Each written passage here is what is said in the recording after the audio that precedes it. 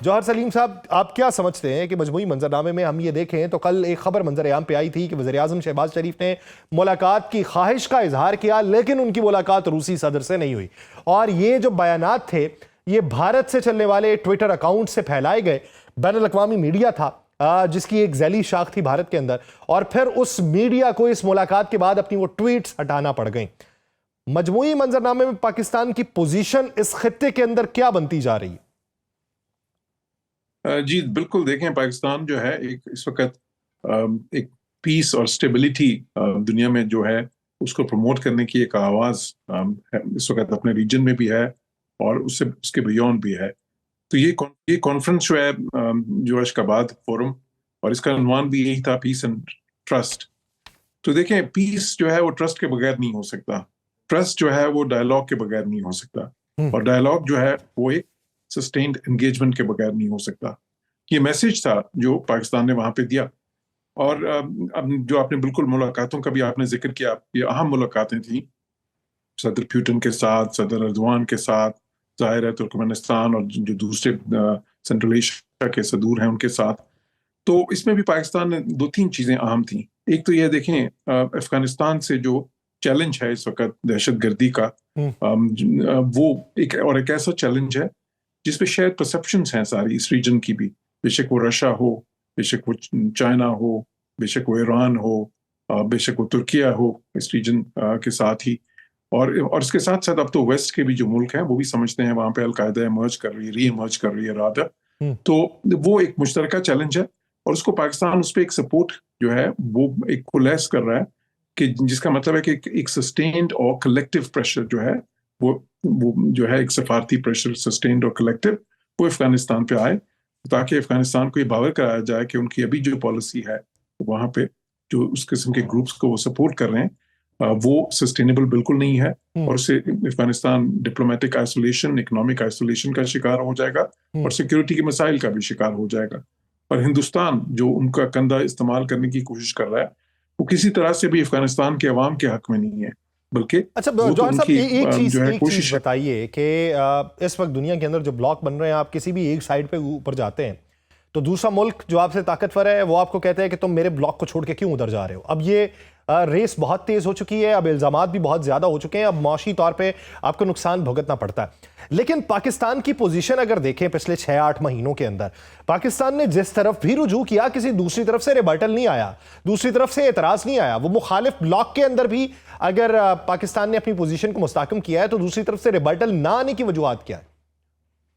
دیکھیے، ایک تو پاکستان جو ہے نا بلاک پالیٹکس کی سیاست سے جو ہے انٹرنیشنل ریلیشنز کے اندر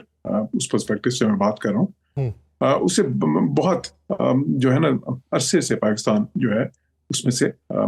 نکل چکا ہے۔ پاکستان اس پہ نہیں یقین رکھتا، اور اس لیے باقی ملک بھی جو ہیں اب اس چیز کو ریکگنائز کرتے ہیں کہ پاکستان کسی بلاکس کا حصہ نہیں بنے گا، نہ بننا چاہتا ہے۔ اور پاکستان جو ہے، دیکھیں Pakistan is a middle power, Pakistan is a nuclear power, Pakistan is a 5th largest country in the world by population. تو اور پھر پاکستان جو ہے ساؤتھ ایشیا کے اندر اور اسلامک ورلڈ میں جو پاکستان کا ایک مقام ہے، تو اس کی وجہ سے پاکستان کا اپنا ایک ایسا ویٹ ہے کہ پاکستان کو کسی بلاکس کا حصہ بننے کی ضرورت نہیں ہے۔ اور پاکستان یہ سمجھتا ہے کہ یہ جو بلاک پالیٹکس ہے یہ انٹرنیشنل اسٹیبلٹی اور پیس کے لیے اور سیکیورٹی کے لیے خطرہ تو ہو سکتی ہے، لیکن اس کو پروموٹ نہیں کر سکتی۔ اچھا جوہر صاحب، ایک چیز سمجھائیے، اگر بھارت کو ہم دیکھیں اور بھارت کی خارجہ پالیسی کو دیکھیں،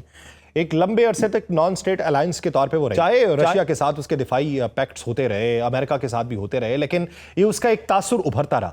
اب یہ ایک شفٹ کیا آیا ہے اور اس کی وجہ کیا ہے کہ بھارت اپنے اس سٹیٹس سے پیچھے ہٹ گیا اور وہ ایک الائنس کے اندر چلا گیا، اور پاکستان جو ہے جس کی پہلے ماضی کے اندر پوزیشن کچھ اور رہی، وہ اب اپنی پوزیشن تبدیل کر چکا ہے؟ جی دیکھیں انڈیا بظاہر تو وہ کہتے ہیں جی کہ ہماری پالیسی اسٹریٹجک آٹونومی کی ہے، اور وہ لیکن اصل میں ان کی پالیسی جو سی ہے وہ اسٹریٹجک ہپوکریسی کی میں کہوں گا ہے، کہ وہ دے بیسیکلی جو ہے نا hunt with the hounds and run with the hare والی بات ہے، کہ وہ ایک طرف تو رشیا سے تیل بھی لیتے ہیں اور بلیک مارکیٹ میں بیچتے ہیں، دوسری طرف امریکہ کا دم بھرتے ہیں کہ ویسٹ کا کہ جی انڈو پیسفک اسٹریٹجی کا بہت ہی کلیدی حصہ ہیں وہ چائنا کے خلاف، جو ایک وہ جو اس کو کنٹینمنٹ پالیسی ہے، اور ساتھ ہی ساتھ پھر وہ چائنا بھی چلے جاتے ہیں مودی، اور وہاں جا کے پھر وہاں پہ بھی فوٹو آپس کرتے ہیں۔ تو وہ مطلب یہ ایک قسم کی کلا بازیوں کی پالیسی ہے، لیکن دیکھیں دنیا اس کو دیکھ چکی ہے، مطلب وہ جو ہے نا یہ کافی عرصے سے وہ کر رہے تھے، اور ساتھ ہی ساتھ ایک مذموم پروپیگنڈا کر رہے تھے کہ جی پاکستان جو ہے وہ جو ہے نا پاکستان جو ہے ایک نیٹ انسیکیورٹی جو ہے نا پرووائڈر ہے rather than being a security provider، اور پاکستان کا ایک جو رول ہے انٹرنیشنل پالیٹکس میں وہ ایک کنسٹرکٹیو نہیں ہے. لیکن اب دنیا پہ یہاں ہوتا جا رہا ہے کہ چیز اصل صورتحال تو اس کے برعکس ہے. انڈیا کا جو رول ہے انٹرنیشنل پالیٹکس میں وہ ایک بہت ہی مفاد پرست، ایک اپرچونسٹ کا ہے، اور جو ہے نا اور وہ کسی طرح سے بھی بفٹنگ نہیں ہے جو ان کا سائز ہے پاپولیشن کا، جو ان کا جیوگرافیکل سائز ہے، جو اپنا اسٹریٹجک ایک سگنیفیکنس سمجھتے ہیں، اس کے کسی طرح سے بھی اس کے شان شایان نہیں ہے، بلکہ وہ اس قسم کی ہے ایک وہ جو چناکیا کی پالیسی، جو میکیاویلین پالیسیز جو ہیں، اور جس سے کہ وہ ساؤتھ ایشیا جو اس ریجن کو بھی خطرہ، اسے انسیکیورٹی بڑی ہے اس ریجن کے اندر بھی. جوہر صاحب ایک چیز بتائیے کہ ابھی ان ملاقاتوں میں ہم اگر اپنی موجودہ پوزیشن دیکھیں، افغانستان کے ساتھ ہمارے جو تعلقات رہے یا جس طرح کے معاملات رہے ہیں، اور اب ان کے وزیر خارجہ کا بیان سامنے آنا، پھر ادھر سے مفتیوں کا ایک علماء، ان کے جو علماء ہیں ان کا ایک فتویٰ سامنے آ جانا،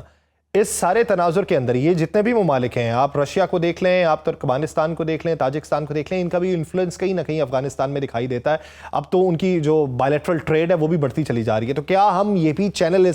استعمال کر سکتے ہیں، اپنے فرینڈ کے سرکل کو بڑھا سکتے ہیں افغانستان کے ساتھ معاملات کو بہتر کرنے کے لیے؟ دیکھیں بالکل ڈپلومیسی جو ہے 3 پرونگز پہ ہوتی ہے نا. ایک بائلیٹرل پرونگ ہے ہمارے افغانستان کے ساتھ، پھر ایک جو ہے ریجنل پرونگ ہے، پھر اس کے بعد ایک انٹرنیشنل ہے جس میں یونائٹڈ نیشنز کی ڈپلومیسی بھی شامل ہے. تو بالکل ان تینوں پرونگز پہ اگر آپ دیکھیں تو اس وقت بڑی سرگرم، بڑی ہیکٹک ڈپلومیسی پاکستان کر رہا ہے. اور جس طرح میں نے اپنی گفتگو کے آغاز میں بھی کہا کہ ان سارے ملکوں کی خواہش بھی بالکل ٹریڈ وہ کر رہے ہیں، لیکن ساتھ ہی ساتھ سینٹرل ایشین ملکوں کو بھی اس دہشت گردی سے جو ایمرج کر رہی ہے افغانستان سے، اسے ان کو بھی بہت خطرہ ہے جو ہے. اور اس لیے ان کی جو اس پہ پرسیپشنز ہیں، بے شک وہ سینٹرل ایشیا کے ہی سارے ممالک ہوں، بے شک وہ رشیا ہو، بے شک وہ چائنا ہو، بے شک وہ ایران ہو، وہ سب کی اور پاکستان کی کامن پرسیپشنز ہیں اس پہ. تو پاکستان بالکل، اور دیکھیں وہاں سے پاکستان کی جو آواز ایک ابھری ہے اس فورم کے توسط سے بھی، وہ بھی یہی ہے کہ جی آپ اس چیز کی اجازت نہیں دے سکتے کہ جو ہے دہشت گردی اس کو ایک ٹول آف فارن پالیسی استعمال کیا جائے، جو کہ ہندوستان اس وقت کر رہا ہے، اور وہ افغانستان کا کندھا استعمال کرتے ہوئے اس کو کرنے کی کوشش کر رہا ہے. تو میرے خیال ہے یہ بہت ضروری ہے اس وقت 2 چیزیں، کہ ایک تو دنیا کو جو ہے نا انڈیا کا صحیح چہرہ جو نظر آنا شروع ہوا ہے، ایک جو ونڈو آف اپرچونٹی ہمیں ملی ہے اس چیز کی، وہ صحیح طرح اور بھی صحیح طور پہ دکھایا جائے. اور دوسرے افغانستان پہ اور بھی جو ڈپلومیٹک پریشر ہے انٹرنیشنل، ریجنل اور بائلیٹرل تو ہم کر ہی رہے ہیں، وہ سارا اور بھی بڑھایا جائے تاکہ ان کو اس چیز کا احساس ہو جائے کہ دیکھیں آج اب ان کی بھی بڑی خواہش ہے افغانستان میں جو اس وقت رجیم ہے کہ ان کو انٹرنیشنل ریکگنیشن ملے، لیکن دنیا میں کس نے دی ہے؟ اچھا سر، میرا ایک آخری سوال جوہر سلیم صاحب، کہ جس رفتار سے ہم چل رہے ہیں یا جس سمت کو ہم چل رہے ہیں، 2026 کا جب اختتام ہوگا، ابھی 25 کا اختتام ہو رہا ہے، 24 کے اختتام پہ پوزیشن اور تھی، 25 میں یکسر ہی مختلف ہے جو وہم و گمان کے اندر بھی نہیں تھی.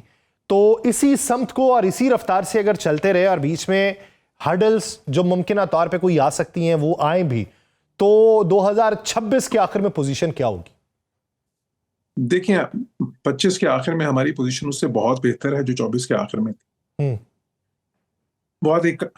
لمبا سفر ہم نے اس وقت سے طے کیا ہے. اب ہمیں جس طرح ایک تو خیر یہ دیکھیں، لیکن چیلنجز ابھی بھی ہیں. ہندوستان کا چیلنج ہے جو ان کی سازشیں ہیں، افغانستان سے چیلنج جو دہشت گردی ہے اس کا چیلنج ہے، معاشی چیلنج بھی ہے. اسٹیبلٹی ابھی آئی ہے، گروتھ نہیں آئی. اس کے لیے بہت ضروری ہے کہ ہم ٹریڈ اپنی اور بڑھائیں، اکنامکس ڈپلومیسی جو ہے اس کو پہلے سے بھی زیادہ روبسٹ کریں، وائبرنٹ کریں. اور یہ جو ساری چیزیں ہیں اس وقت ایک ڈپلومیٹک پروفائل ہمیں ملا ہے، ایک اپرچونٹی ملی ہے، اس کو ہم ٹرانسلیٹ کریں آؤٹ کمز میں، جو ہم کہہ بھی چکے ہیں کہ ہم کرنا چاہتے ہیں اس وقت. تو اگر ہم اب یہ فیز جو ہے وہ اس چیز کا ہے کہ ٹرانسلیٹ کریں اس کو اکنامک لنکیجز میں، یہ اس وقت جو ہمیں سب سفارتی کامیابی مل رہی ہیں، اور انسٹیٹیوشنل میکنزمز میں، اگر وہ ہم کر سکے اگلے 12 مہینے میں، تو ہماری پوزیشن یعنی ادارہ جاتی اصلاحات ہمیں کرنا پڑے گی، معاشی سمت کو بہتر کرنا پڑے گا، اور یہی پوزیشن جو ہے یہ پاکستان بہتری کی طرف گامزن کرے گی. بہت شکریہ جوہر سلیم صاحب اس حوالے سے اپنا وقت دینے کے لیے.